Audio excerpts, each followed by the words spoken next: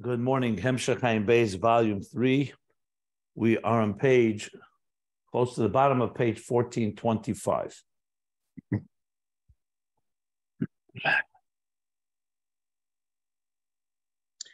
morning, Rabbi. This is continuing the discussion that began much earlier, that the Neshamas Yisrael are compared to the pupil of God's eye. Ishin Eine is the pasuk in Hazinu. Where he first cited that was on the bottom, close to the bottom of page 1408.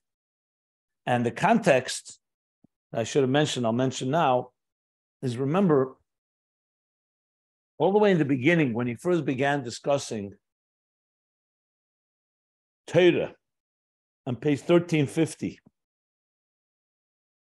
that we're talking about the interface,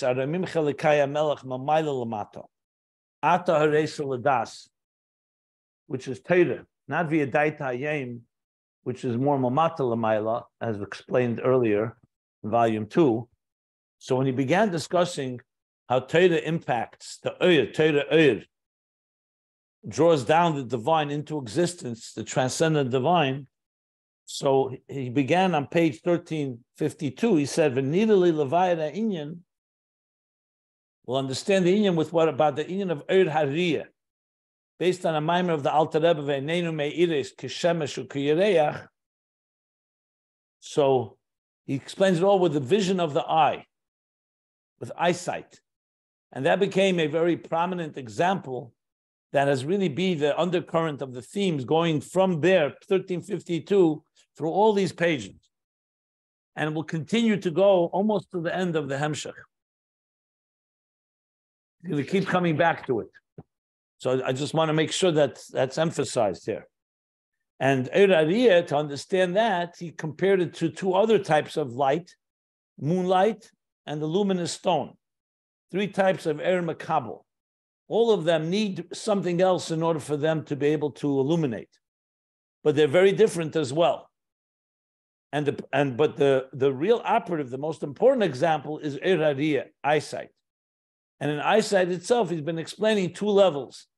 The way the eye, the way the vision is in our physical eye, where we have limitations. You can't see in the dark. You need a light to shine for you to be able to see. You can only see that far. And then there's Etzem Koyach Hariyah, the core of the power of vision, and that doesn't have any such limits. And he said Neshamas are both levels. The Neshamas, as they come down below, they need Eir HaTeira, they need the light of Teira to guide and direct them. So that's how the power of vision is in the eye, and it needs an external light, a siyua, he called it, a support, a help, assistance. The Neshamas, as they are in their root, are higher than Teira, and they're actually mashpi in Teira. They're like Etzem Koyach Hariyah. They don't need an outside force. They themselves are connected to the very core of the power of vision. That's been part of the central theme that he's been discussing. He also talked about the other two, the moon and the moonlight, which also reflects and needs the sun, and a luminous stone, a shining stone that also comes from the sun and the stars, as he explained. And he explained the difference between Mishnah, Mikra, Mishnah, and Talmud compares to these three different examples. But coming back, Ishin Eine is the higher level of the souls as they're rooted in the pupil of the divine eye. Ishin Eine, the pupil of his eye. So that's where this has been the discussion, and that's why the neshamas have the power to access the etzem, which in turn draws down into ishtalshus, like we've been learning through Ma'arich Be'echad, the power to unify the highest levels, unify existence with the highest levels of the divine, draw it down, Amin Yesh Meiraba B'chol Keiche, with all power and kavana, as we've learned, and create this interface. However, as I explained yesterday, and I'll reiterate, this doesn't happen automatically. That doesn't mean the shamas, even though they have this tremendous power, something has to activate it in them. Because when the shama comes down below, it gets concealed. Even though we learn the entire Torah in our mother's womb, but once we're born, we forget. We were told to, we are made to forget consciously. So even the neshama, as it's rooted in the highest levels, does come down into a body, and it needs help. So we have Torah. And we're also going to be explaining now why we also have the Malachim. So we do have help. Say the Ishtalshlus, there is also angels, forces that help us discover our inner power so we can draw from these highest levels. So as much as the souls are higher than Malachim, because Malachim are called Einei Hashem, the eyes of God, and supervise the governance of existence, whereas Neshamas, as we said, is Ishen Einei, the pupil of the eye, which is higher than existence, the core. Yet, as we learned, Hagam Shen Yisrael B'chinas Ishen Einei Shelamayla Harba Malachim, which are called Einei Hashem, B'kol Mokim Yashmael. Nevertheless, there's a quality, a virtue. Also, Gamkim Malachim and Neshamas Yisrael Makablim Bahem, and the souls receive from them. So we're in the middle of discussing what is it that the angels do to help support our work below to be able to draw all these levels. So now we're going back how the eye actually needs support from outside in order to be able to see. The eye as it manifests in the vision as it manifests in the eye, or the soul as it manifests in existence.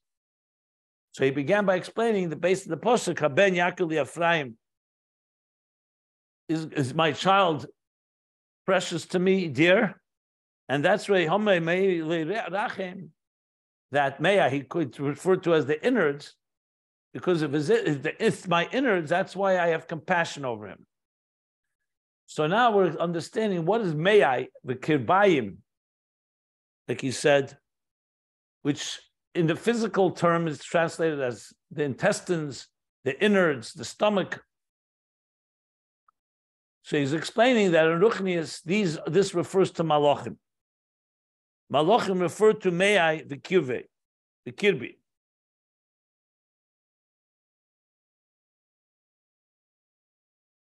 And he brought from the Zohar, Man Kirbi Ilin Shar Chiyun Bora, the Ikrin Kirbayim. So Malachim are called Kirbayim, the innards. And Bora that he created, because it's the world of Bria. And he brought from the Pardes, I'm summing up what we learned yesterday. The Pardes says this goes on the Chayes HaKodesh. And why they call Chiyun Bora? Because they're outside of Atzilus. So the Atzilus is a world, a divine world. The angels, these Chayes HaKodesh, are on the other side of the partition of Atzilus and Bria, and that's why they're called Chayim Bora. In the parentheses, the Rebbe Rashab elaborated that there's two levels of Chayis. Chayin Ilan, which is the Midesh of Atzilus, that's the Ovis, the Merkava in Atzilus. And Chayin Taton, that's the four camps of the Shechina. That's the Shvatim, the lower Merkava, the lower chariot. So one's in Atzilus, one is on the other side of the curtain of the partition, and that's Biyah. The Pareches is the partition between Atzilus and Biyah. And Bria. And he said in Zohar Bereshis, which was cited much earlier in volume 2, which I cited yesterday, he says, this is Kamei Krema, this is like the membrane or the diaphragm that separates between the Chotzer HaKoved, that separates between the lungs and the intestines.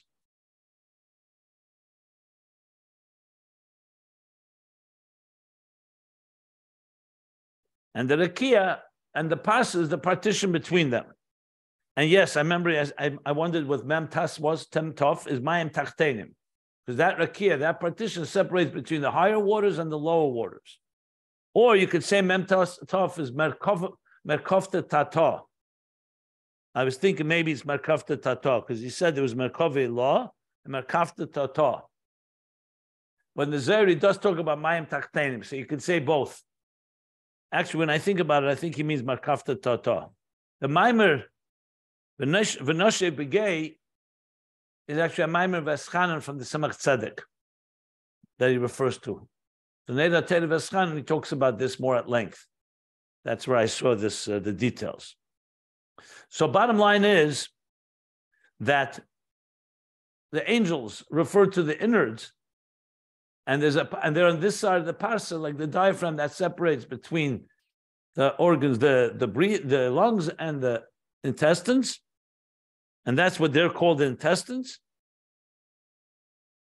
because they're mavadim. And elsewhere he says it's actually in Atzilus, in the lower level of Atzilus. I believe in this Eira Teira Veschan, he brings that interpretation as well, because they're mavadim. What do the intestines do? What do the innards do?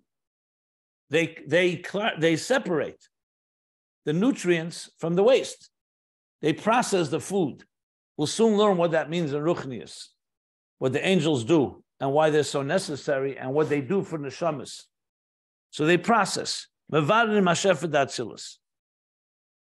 So why they call, another reason why they call kirbayim, which is from the word karev, says the Pardes, because they're karev, they're close to Atzilus. So even though Bria is outside of Atzilus, but it's close. It's right outside the door, so to speak, right outside the curtain.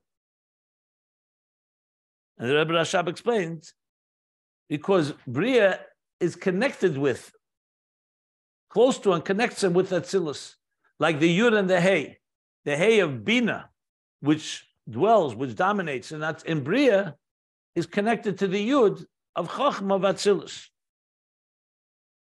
Today, they, like two friends, like two close neighbors.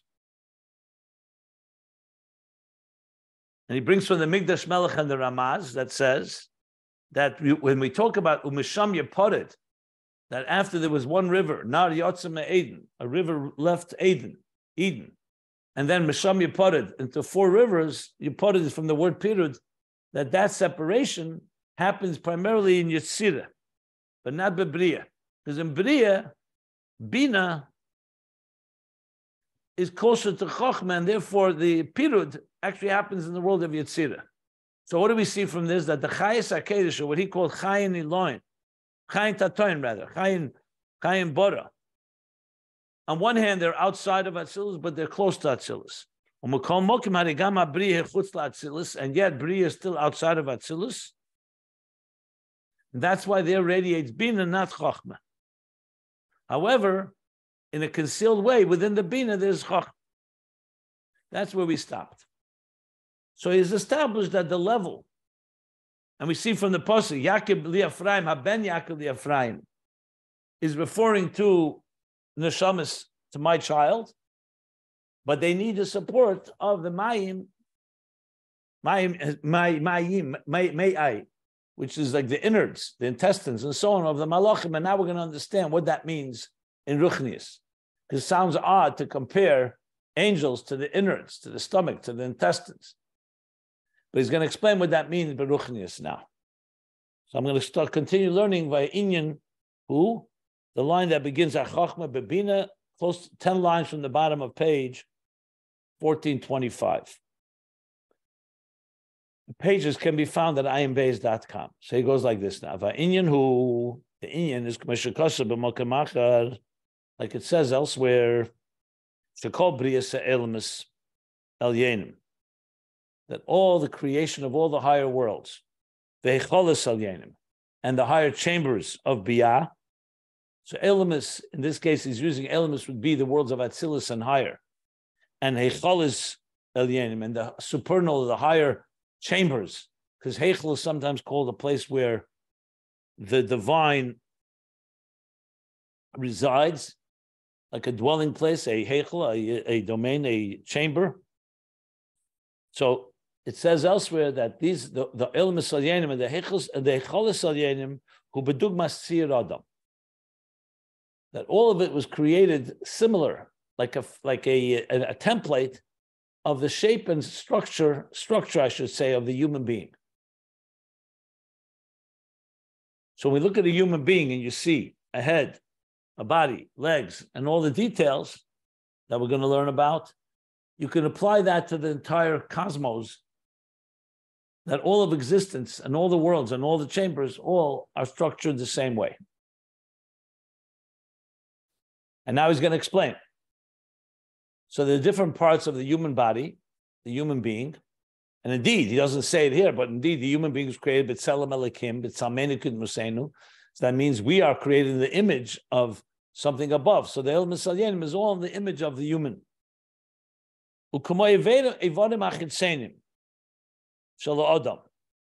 Like, for example, the external organs, the external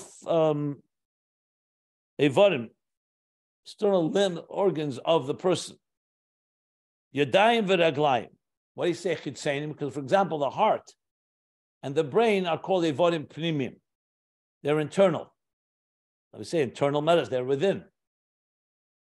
They're within the skull, within the heart, within the body rather. But then the evarim chitzenim are the parts of the body that protrude outward. And yadayim v'raglayim are the first, most obvious, the arms and the legs.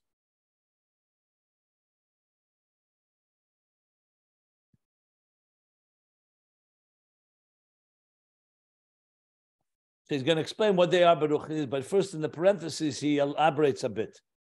What are these outer external organs like? He says, Yesh lemer, she'en rak klei ha'pu'ula, levad. The arms and the legs, these outer organs, are only functional faculties. They're only for functionality purposes. In other words, they don't process. The mind processes. It plans, it strategizes. And it tells the arms and legs what to do. The arms and legs are just implementers. They execute. That's what it means, klei pu'ula levad. They don't plan it, and they don't direct the person's behavior. They actualize it. The mashekfar nigmer belev lases, that which was already established in the heart to do, meaning in your heart you're ready to do something, leilach, to do, or leilach, or to go somewhere, hapuhuli al yodot. Who actualizes it? That actualized through the arms and the legs. So think of it like workers that are following orders of whoever their leader is, called the foreman, so to speak. So the arms and legs are just klei pu'ula.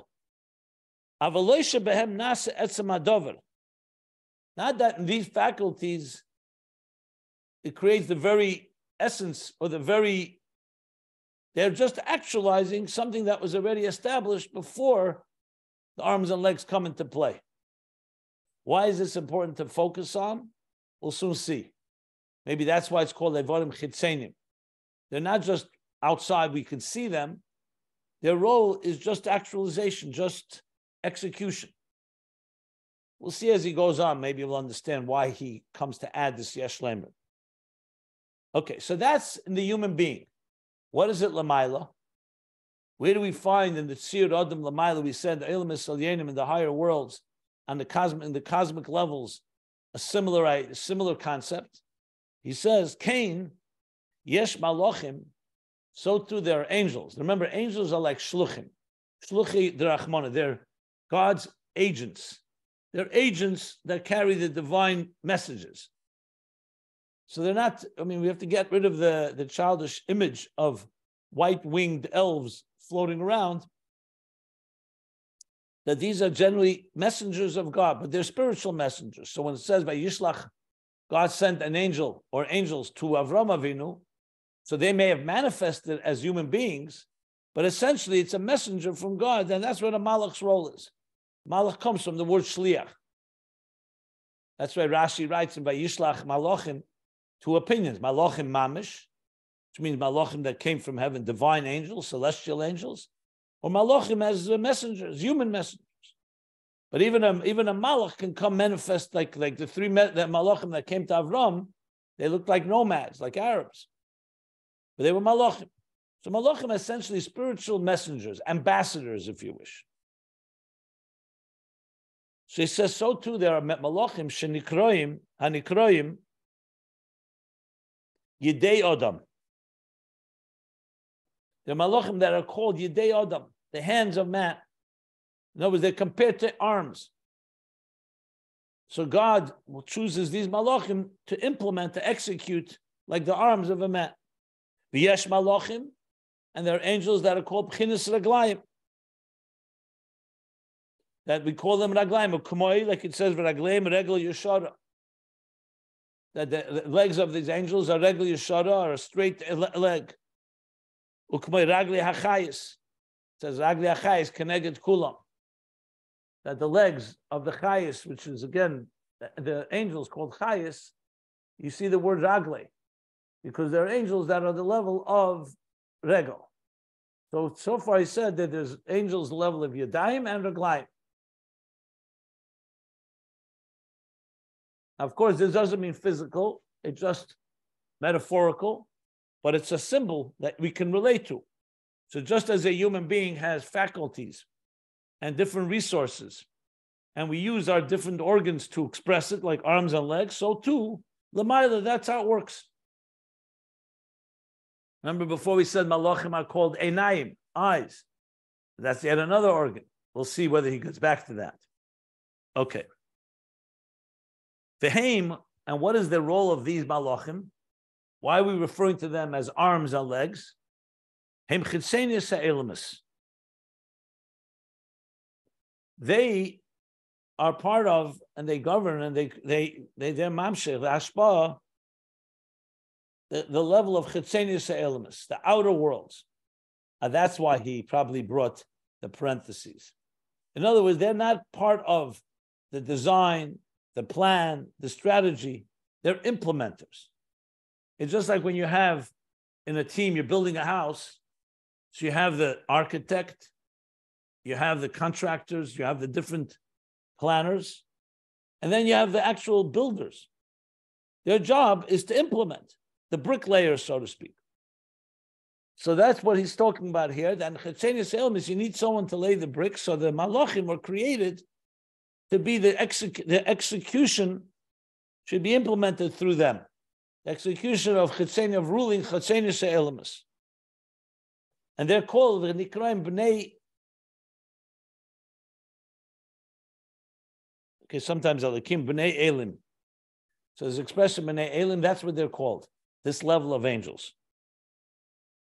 And he explains what that means. I am Ashakosabal Kutateda, Dibra Mashal Kaddish Yisrael. Look in the Kutateda that he refers to these Malachim. Shena Malachim da Asiya. These are Malachim in the world of Asiya. Remember, there's Bria, Yitzira, Asiya. Asiya is the lowest of the three worlds. These are Malachim and Asiya. Their role is execution. Bring it into action.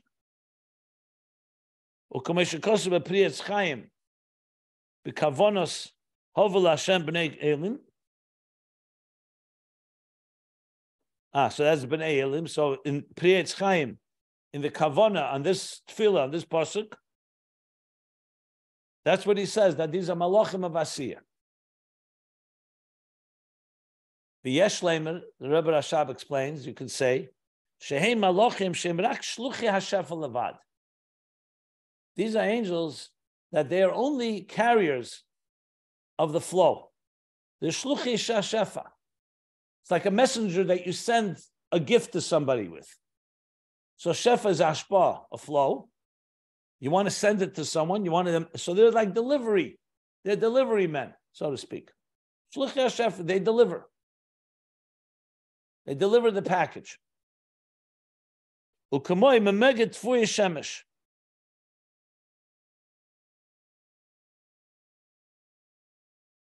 So when we talk, for example, that the sun has effect on growth of the grain, the mega tvuy shemesh. So what is the sun doing? The sun ray, the light of the sun, we know helps make things grow. So what it is that channeling, that carrying that power is a shluch shefa. It's essentially a carrier of a certain power. Just like when you say, when it rains, the rain doesn't have any power of its own. Is the way Hashem, through rain, allows the fields to be irrigated and watered so it can make things grow. So a mega tvuy shemesh. That's what these angels' role is, to deliver. And even though you're saying they're just shluchim, then it's just passing through. He says, no, through them we know that the shefa, the flow, as it travels through this delivery, they make it more materialistic, they make it more Not the word, not material. I don't want to use that word. More concretized, more mizgashim, becomes more physical, more tangible. Even though that's the case,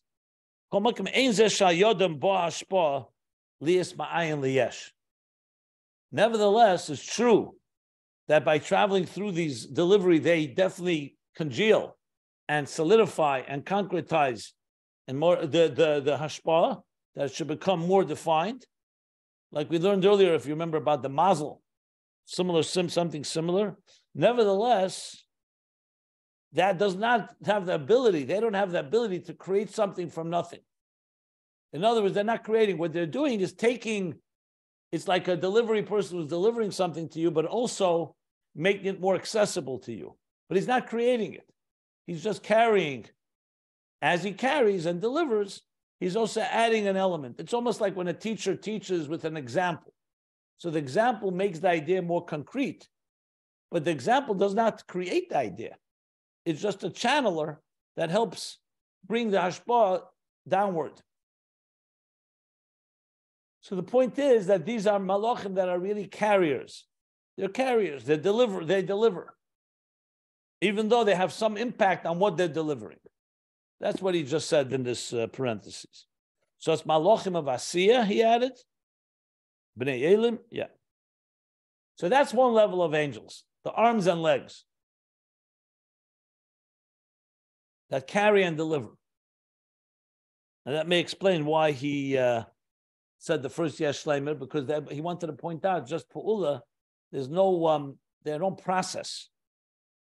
They're just executing. So that's malachim on that level. But we have to go now a higher level. V'yesh malachim, and then there are angels, messengers, ambassadors, agents, shenikreim karbayim, that are called the innards. Yadayim v'raglayim are arms and legs. But there's another part of the human being. And we have angels that correspond to that. That's karbayim that we've been talking about. The innards, which means literally karbayim, it's also the intestines.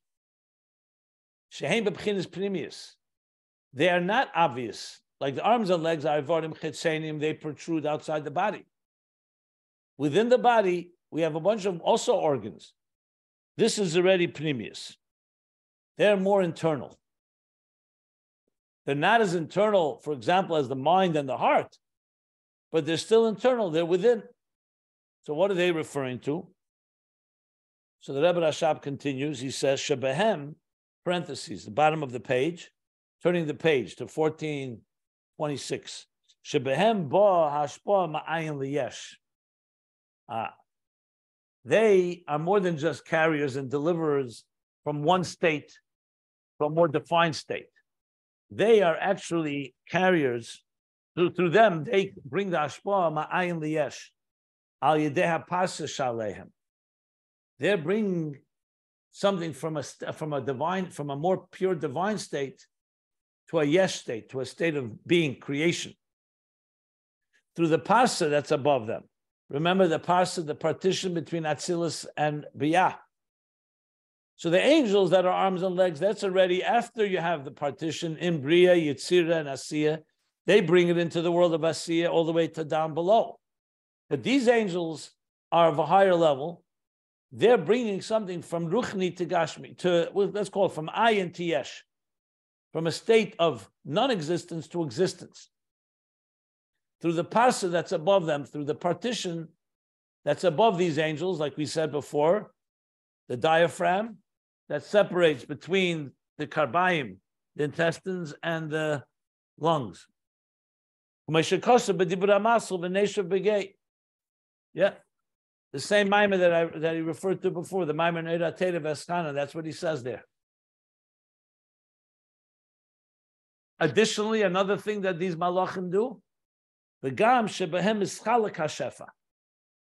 In these angels, in these messengers, the shefa becomes distinguished, mischalak.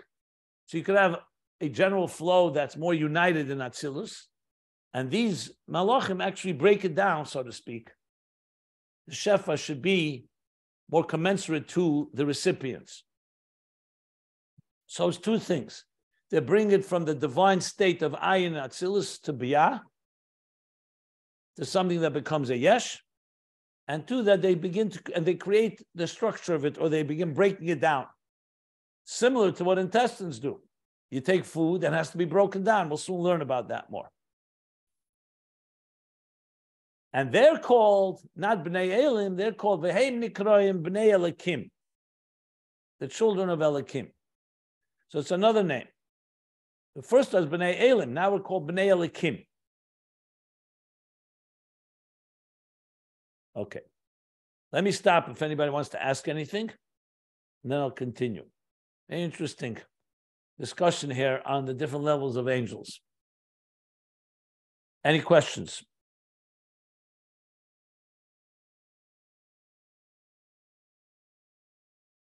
Okay. Now comes another parenthesis. We brings again from the Likutei Torah. Before Likutei Torah, he brought that the angels that are compared to Yadayim and Raglayim are an Asiya. So he says now, look into what it says in Likutei Torah in the previous referenced Maimer, which was Kaddish Yisrael. I think it's Pinchas, if I recall correctly. The Hainu, that this means what we're talking about, Shemeir B'chinis Yudkei Delikim. They're called Bnei Elikim because in them radiates B'chinis Yudkei Delikim. Remember, in Elikim, the letters Aleph, Lamed, Hey, Yud, Mem. There's a Hey and a Yud in Elikim. That's radiating the Yud, Hey in Elikim.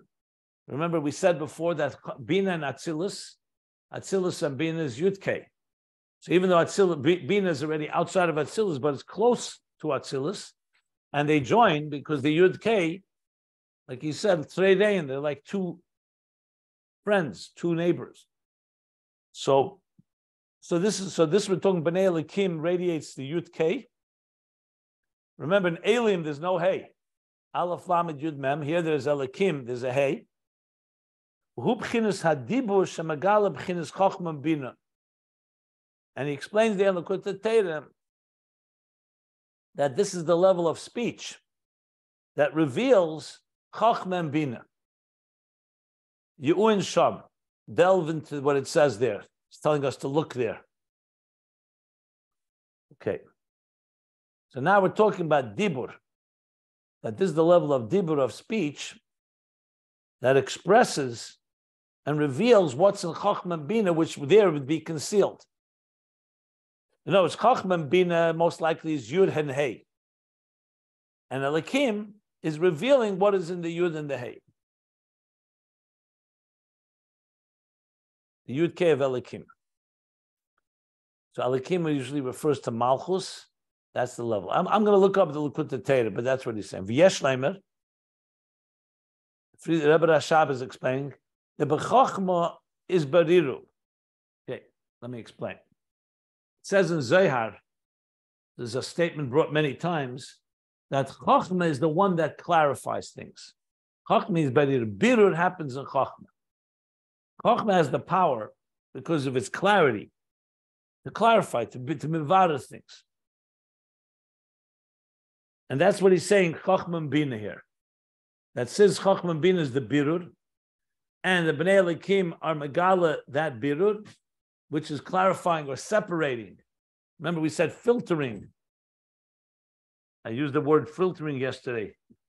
That's what these angels do, like the Kerbayim, like the intestines, and we'll soon discuss that in detail.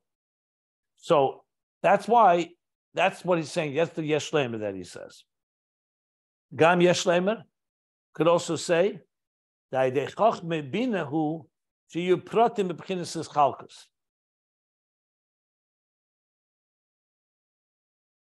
through Chachma and Bina, you're able to break down the details in distinction. We've said before, remember, that the Malachim, this level of Malachim, they break things down. They divide the Shefa, the Schalik HaShefa. They break things down. So that's another thing that Chachma and Bina does. Like it says elsewhere in the Inyan where it says, Marabu, look how plentiful, the multitudes of Masacha, your creation. Since everything was done by Chachma, so we see from this that Chachma is the one that breaks things down. That's from Marabu Masacha. And who created the Masacha? Chachma Sisa. So we see that Chachma breaks things down. Even though you'll say, one second, isn't Chachma and Nakuda just one spark and Bina breaks it down? He says, V'gam yesh lehem sha'idei Bina nasa b'chinas mitzias. So Chachma, even though Chachma itself is only one point, but Chachma's power is what gives Bina the ability to break it down. Additionally, you can say that through Bina it becomes a mitzias, because in Chachma it's still a kernel, like a seed. Like the letters of thought, where the letters take on shape and form, that's in Bina. Like it says in Bir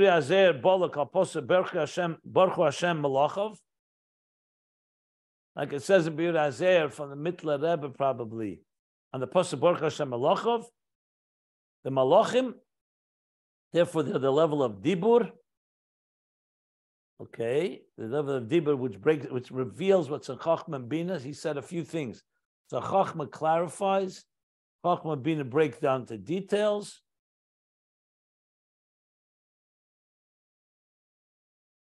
And Bina makes it into a Metzias, the actual tangible letters. And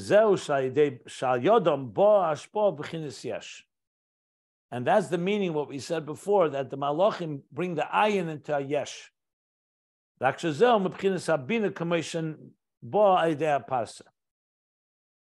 So they bring it into a Yesh, but it comes, but only the way it's actualized is through Bina, which comes and is revealed through the Parsa, the partition. So in other words, we're talking about Chachma and Bina of Atzilus, but it's coming through Dibur, and Dibur is usually Malchus. Bnei Elikim, the Malachim essentially draw the energy from Chachma and Bina, they break it down, and through the Parsa, through the partition, bring it into the world of Bria. That's the Malachim that are called Karbayim, the Malachim that are called intestines, the innards. And now he's going to give the example. U'kamoyal derech moshel, after the parentheses. Like we see, for example, Adam, by a human being, shemekabel chayis ma'amaychel. How does a human being get sustained? How do we get energized? Where we see when we eat, we know food sustains us. How does that food become energy within us? So he says, goes like this. He receives this energy from food.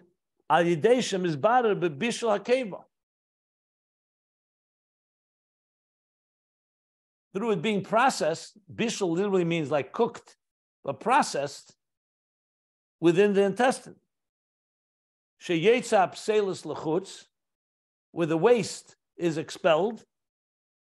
And the nutrients, the mufcher means the good quality, the quality of what's in the food, the waste is expelled, and the quality goes to the heart and becomes part of the human blood. So when you take a piece of food, how does that food turn into human energy, into energy that sustains us? That food needs to be processed, digested through the digestive organs, and the waste is eliminated. That's a birur going on. Like we just said, birur, chochmah is beriru. It's separating the waste from the nutrients, allowing the quality, the refined part of that food to become part of the human blood. And from the heart, and the lev in turn pumps blood. So the chayis, haruchni, the food was a gashmi. The food is no longer in its original form. It's turned now into blood, which is relative to the food, like a ruchni, a chayis haruchni, the sublime or the ethereal energy, l'chol eivarim, from the heart, it travels to all the organs. Lefi mizgam, mizgam v'tchunosam.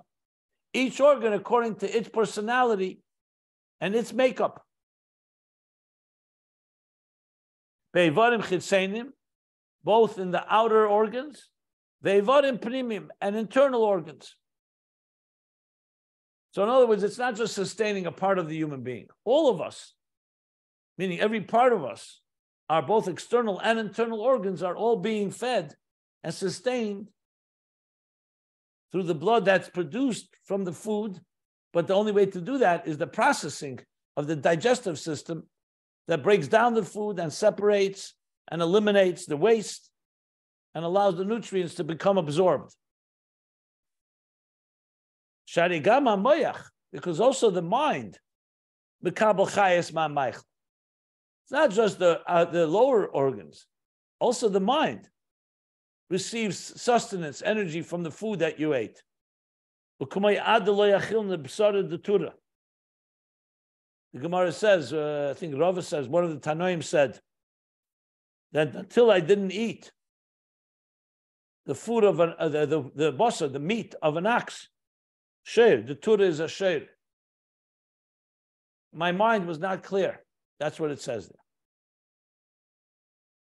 So you see from this, that's not just for regular people, just we need to have sustenance, that the mind, even for a sage, be able to clearly think, you need to eat.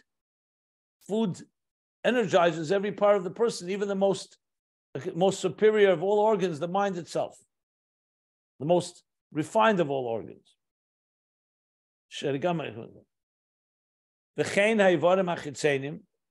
And this the same with the outer organs. They all get energized and sustained through the food that was consumed and digested. And all this happened. It was all separated and broken down in the keva, which is the intestines.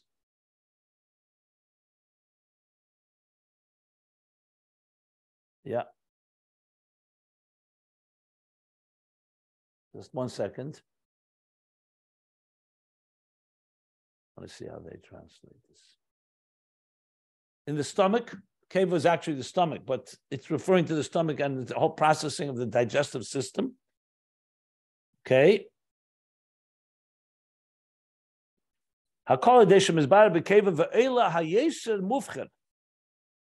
Where it gets separated there in the stomach and the digestive process in the intestines. And the eila yesher mufchen, the most refined, mufchen means the most special, the most refined part of the food. Eila means gets absorbed or elevates. Shebebchinas dakas biyeser, that's the most sublime, most subtle. It's eila lilev ulamayach, to the heart and to the mind. And that which isn't so sublime or subtle, nimshach be'evarim chitzenim. So now he adds another point.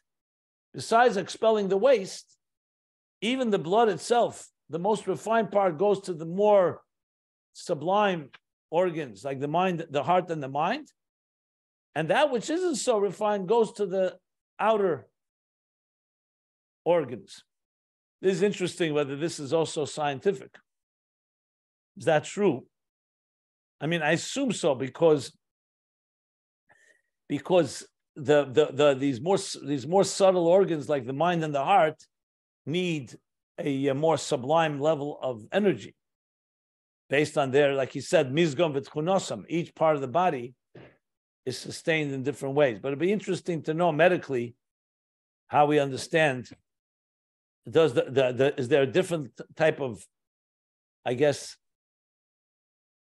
the heart favors broken down fats, believe it or not, more than glucose, and the rest of the body it could just take glucose readily. Okay, maybe that's part of it. Yeah. I think in the brain, isn't there something called the blood-brain barrier? I remember learning years back. Only certain things can pass from the blood into the brain. But that doesn't allow certain toxins and stuff like that. But basically, fine fats and stuff like that, and a little bit of glucose will go up to the brain easily. Mm-hmm. Yeah, but it would make sense there are more filters of what goes to the brain than what would go, let's say, to the legs. Absolutely. So that's what he's saying, basically. Yeah. Interesting, huh? Yeah. Well, let me finish and then I'll stop for questions. So all this explanation about a hakol. So now he's going back to the process here. Everything began before the whole digestive process began to process the food. Everything began, was all included in the food that you ate, whether it's a piece of meat or whatever the food may be. But in the food, before it was broken down by the body, by the stomach, by the digestive processes and the intestines and so on, well, the intestines are actually, I should correct myself, the intestines is only the part that expels the waste. Here we're talking about the processing in the stomach that breaks down the foods and so on.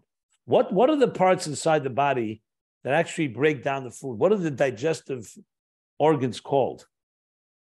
The liver, the kidneys. There's a lot of stuff that's going on there. Yeah, they're all okay. So basically, it's all everything there. Generally, we call the stomach. Is that what we call the stomach? No. I think most of the digestion is in the small intestine, and then I think the large one is then for water absorption, something like that. Okay. You have all of the bugs. We have a doctor digestion. Pardon? Yeah, no, but I'm saying once a person swallows food, yeah. What happens next? Well, digestion starts in the mouth. You have mastication, right? Breaking up the food with the saliva and then chewing it. And it goes down into the stomach. And from there, it goes into the small intestine and the large intestine, then out. And there's digestion all along the way. You have the whole flora. There's a huge amount of bacteria that live in the colon that are very important for digestion. If you have an imbalance in the flora, you have very poor digestion. Which part of the body extracts the nutrients, so to speak, and turns it into blood? I think it's the small intestine. That's you have a tremendous amount of absorption there, Okay. And then the water. Yeah, I think. Okay. So many years back, maybe 50 years back, I started to learn that, but I just. Oh, I thought you were a doctor. No. Just a regular person. Doctors are also regular people. Yeah, I went to I was in the secular school system, so they taught us that in science and biology. Okay, I understand. I'm just wondering. Okay, fine. We can check it out. 60 years ago. Yeah. Okay, at least there's one educated person here. Wow. I'm just kidding. I didn't mean to insult anyone, including myself. Okay. So everything was first included b'tchila ba'maychel, rakshakol kol boy b'li schalchus. But in the food, it wasn't broken down yet. There's no distinctions yet. V'lo yeshum yisrin ma'ila echad al chavere. And you don't yet have the breakdown between the waste, let's say, and the nutrients. There's no quality of one thing over another. Meaning all the parts of what's inside that food. That's how it began. When you look at a piece of meat, it's not distinguishable or discernible. You can't recognize rather. Then when you look at a piece of ox meat, so when you look at the piece of meat, you can't see the difference between how it's going to strengthen the koyach haseichel, the power of the mind, and how it's going to give strength in the movement of the arm. In other words, before you eat the food, before it's broken down, it's one piece of food that has energy in it. And at this point, it's just a general piece of food that is like fuel. But the fuel hasn't yet been filtered and broken down to feed and sustain and energize different parts of the person. But when it gets separated and broken down in the keva, in the stomach, or maybe keva can also refer to the small intestine. I'm not sure in Hebrew. Karbayim, I think is, I'm not sure. Okay, keva. Nasa kol nikr. Everything then, yes, becomes distinct and recognizable. Umischalek, and it breaks down, bechinas dakus, hadakus v'agasus shabai. The more sublime, the more subtle, it's broken down, and the gases, the more thicker and the more grub, the more coarse. And then it has that ability to sustain the different organs, each according to its needs.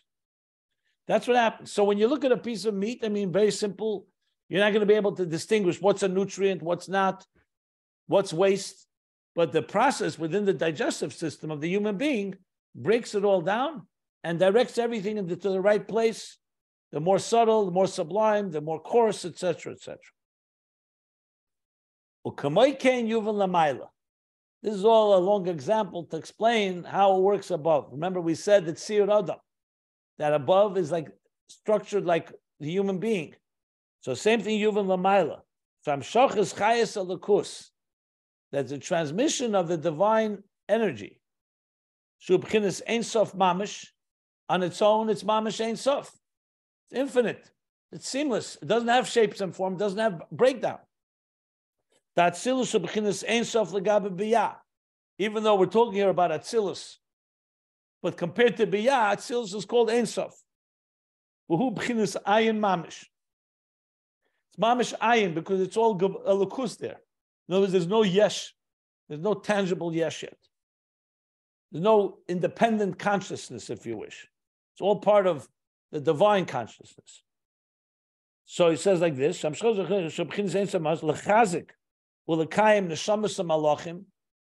Hamshach of Ein Sof is there to strengthen and to sustain souls and angels, and the outer chambers, Shehem, Bali Gvul v'Tachlis, all these creatures, the souls, angels, Heichalas, are all made up, comprised of Bali Gvul. They're all finite and with distinct and with the parameters. So how does it come from Ein Sof when you need this chayis? Comparing Ein Sof to the Michael, to the food, how does that come into a structured existence that is finite? Efsha, that's not possible. Ki'im sheyechulik betchila hashpa lekis. Apisech is not possible until only once the divine transmission is broken down into parts. B'techkelim hamevarim, into containers that separate. Umechalkim, and distinguish. Sheim mevarim apnimim. Those are the internal organs. Dahainu hamalachim hanikraim bnei elikim. That's the role of the angels that are called bnei elikim. Sheim chinish shluchim. They are messengers, ambassadors, agents. Hanesim betechem, that carry within them hashpa lekis, the divine transmission. Shehi bligvul, which on its own is infinite. Ubli chalkus, and without distinction.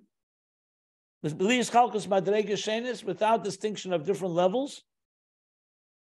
And these angels, they carry it. So then how does it shift? How does it transform from the Bligvul Ein Sof into a breakdown of food and nutrients to sustain all of existence? They are Elahema, these angels are Mavadim. They're like in digestive organs, that Mavadim, they separate. Umechalkim, and distinguish and break down Lekama Minim Madregas. This Ashpa Lekis to a number of levels. And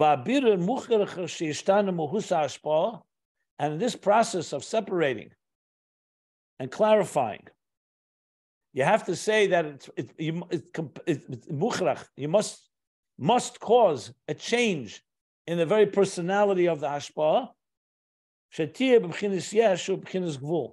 in order for it to become a yesh and a gvul, just like the digestive system changes the food. It actually transforms it. It's not just the same food any longer. It's been broken down and changed. It should become a yesh, ubebchinas gvul, and a state of a defined state. B'chdei sheyumshech l'teich kol bal gvul, bali gvul, in order that it should be transmitted within all the finite creatures. Lias le lemozin or lechayes mitzumtzum, lifi mezek hamshel chase.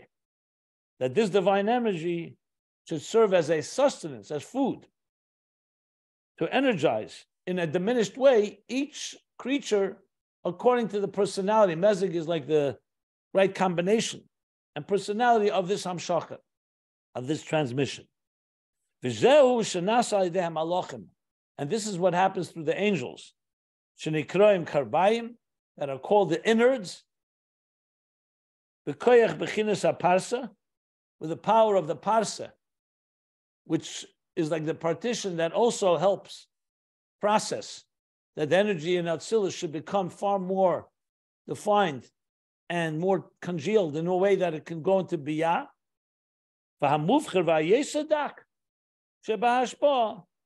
And the most refined and most subtle part of this transmission, it's transmitted to the souls and to the higher angels. And the waste, and the tachlis hagasus, and the far more, the ultimate, the very gross or coarse part of the hashpah, min hashpah lekis, from the divine transmission, yetzel lechutz, goes outward, is expelled from the higher worlds. Vehema ayin sarim hamashpim kol tainuga elam haza. They are the 70 ambassadors that become the source that mashpia all the pleasures of this world. So bottom line, the Hashpah Lekis has now been gone through a filter of the Malachim that distributed differently. The higher levels receive a far more refined part of it, and the most external part goes waste. That's the source of all the pleasures and desires of this world, which on their own, unless you refine them and elevate them, can lead us to anything that is opposite of godliness. That's why it's sometimes called waste, pselis, sitra achra, klipa, and so on. And that's the way he explains karbayim of the angels, what their role is. You probably haven't learned this before. This is not so common in Chassidus discussing this.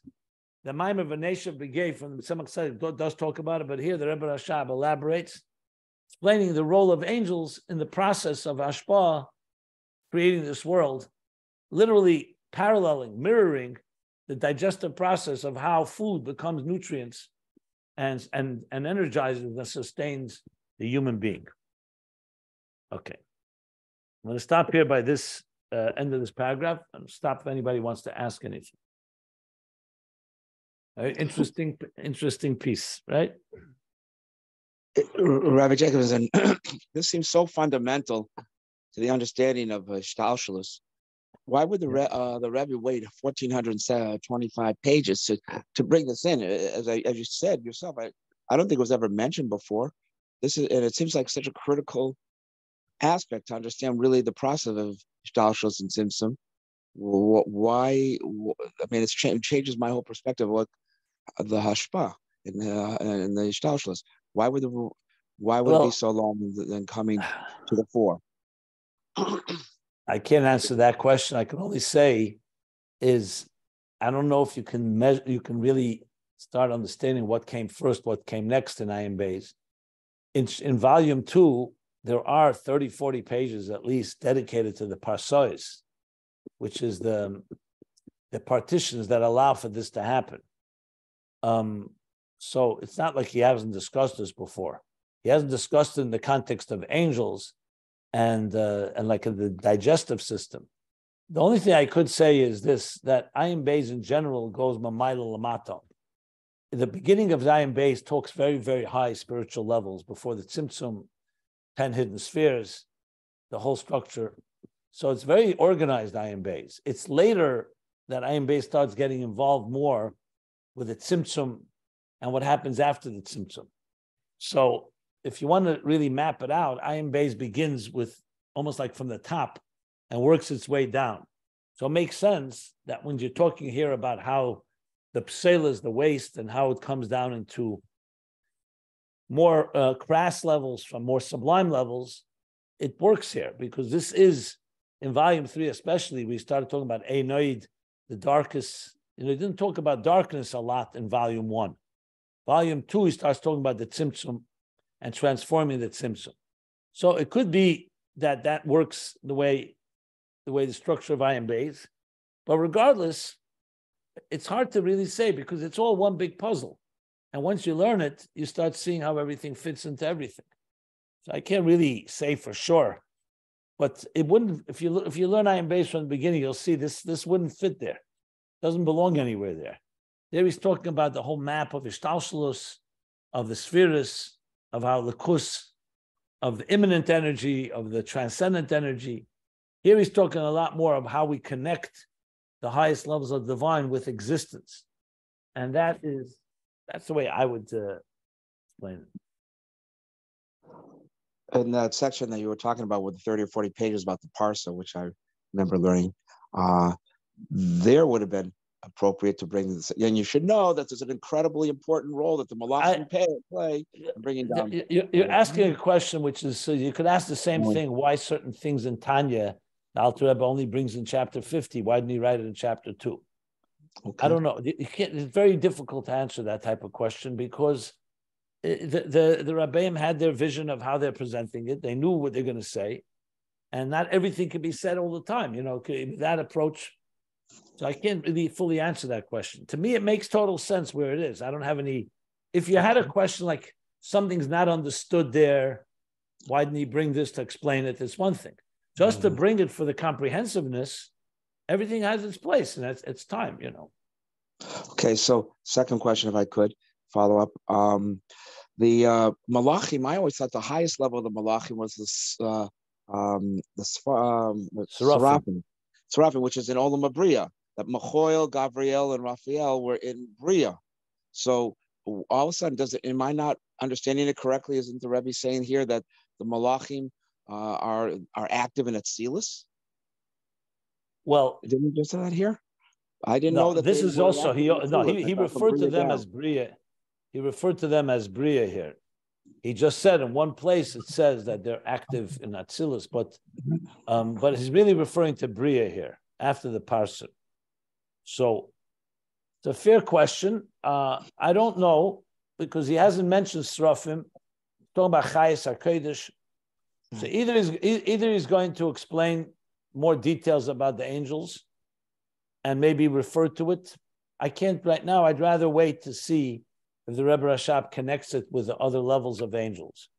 Remember, angels have many, many roles.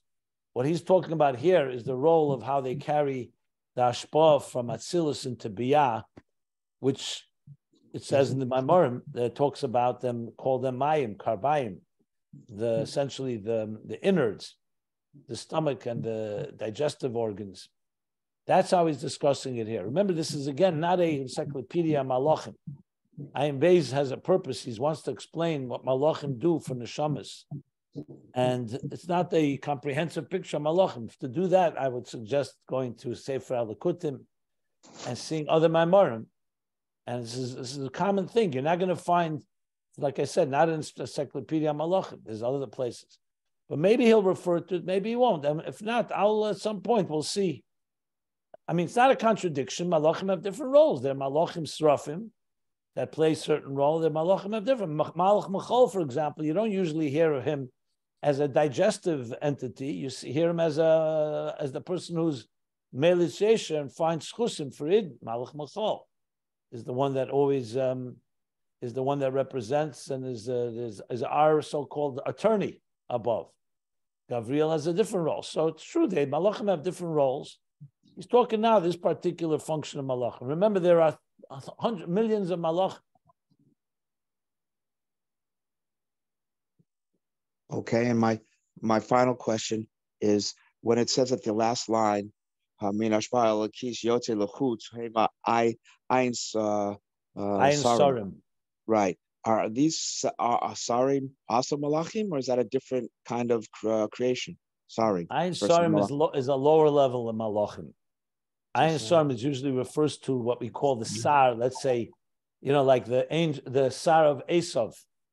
So a Sar means what's a Sar in English? An ambassador, an officer. So in the language that we use usually, Malachim is usually divine angels. By the way, there are also Malachim that are negative forces, like Shadim and stuff like that. Mm-hmm. Just keep that in mind. But Ayin Sarim is usually in Asiya. From the Malachim, it travels into the Ayin Sarim, the 70 ambassadors that they draw that energy into every aspect of existence, even those that are, like you said, physical desires of this world. So they're not usually necessarily called Malachim, they're called Sarim. But sometimes Malach and Sar, you also have them, they're interchangeable. So these are words. It depends when they're used and what context. Mm-hmm.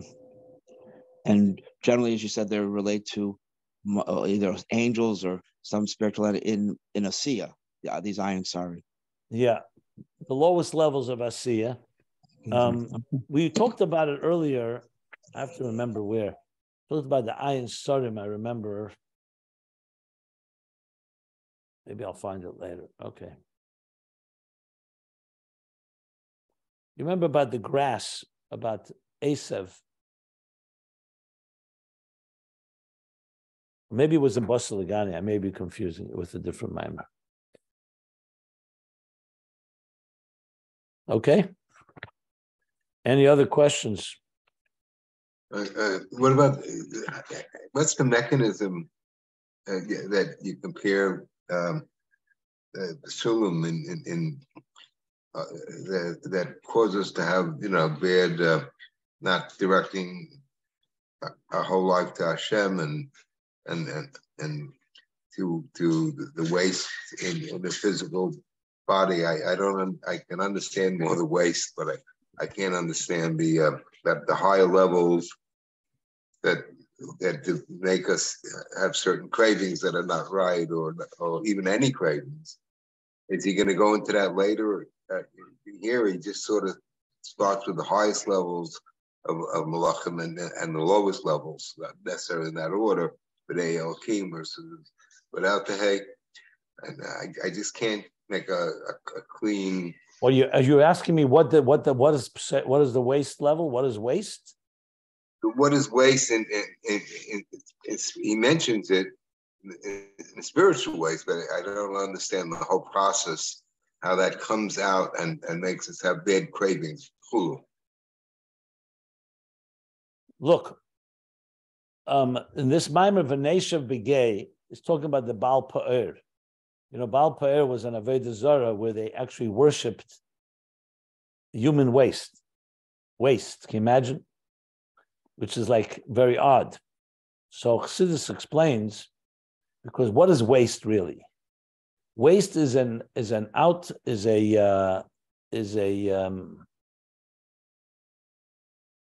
what's the word I want to use? Is an outgrowth, something that remains from something that has value. So there's means and an end. If you take fruit, and instead of eating the fruit, you eat the peel, and you throw out the fruit, what are you saying? Basically, you're distorting the whole purpose of what this is. So why do we call klipa? Because the material world is like a shell, a husk, like an eggshell, like a potato peel, like an orange peel. So when the beginning of the world, the Shalosh says, the physical world was klipa shemer lepri. It was like a shell that protected the fruit within. And we always understood there's a fruit within, which is the divine purpose of everything.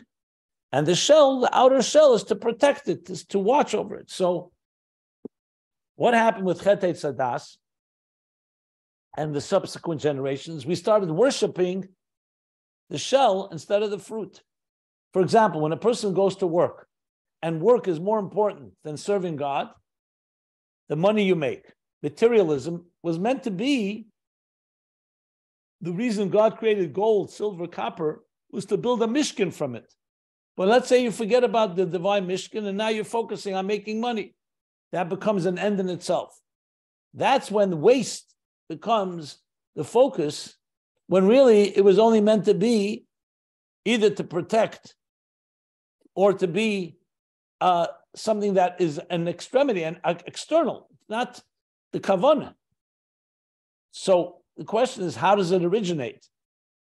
If everything was one's kedusha and everything else, it comes from godliness, that's why you have this whole process of filtering to the lowest levels, that you can actually have a world where people can completely focus on desires, including even desires that are permitted, but it's still their indulgences, and especially prohibited desires. How is that possible?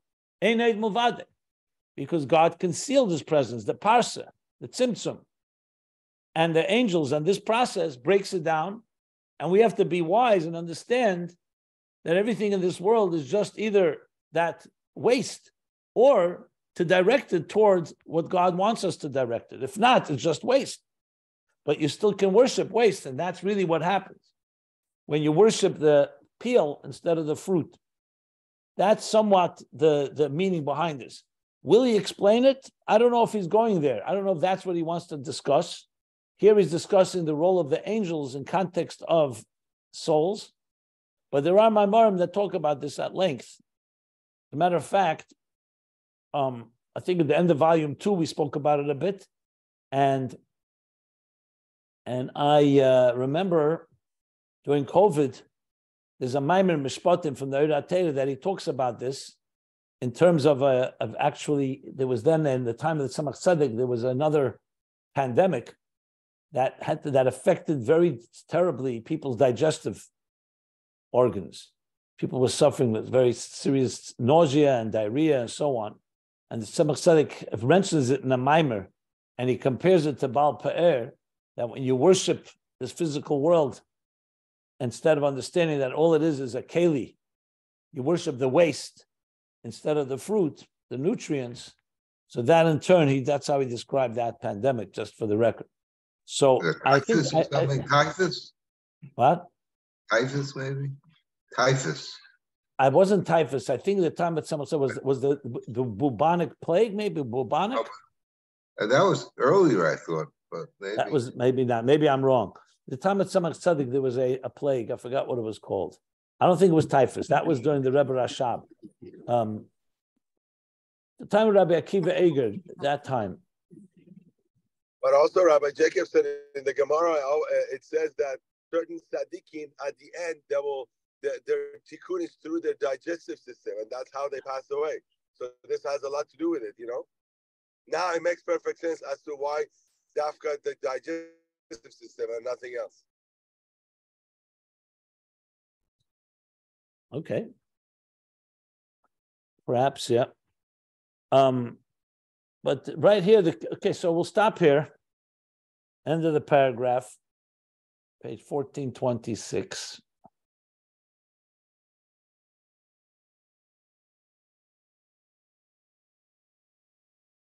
You probably heard the story. I'll mention this already. There was Chassidim when they came to New York the first time, and they saw the big skyscrapers. So one of the Chassidim, I think, made reference that this is the waste of the angels that have piled up and became these big skyscrapers on earth. Shmorei Efanim.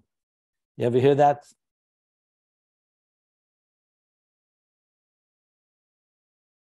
Piles of dung. Are we still recording? It still says recording on my screen. Yeah, we are. I didn't stop it because there were questions. Fine. I'm going to stop it now. So we finished the paragraph on page 1426. We'll continue on Sunday.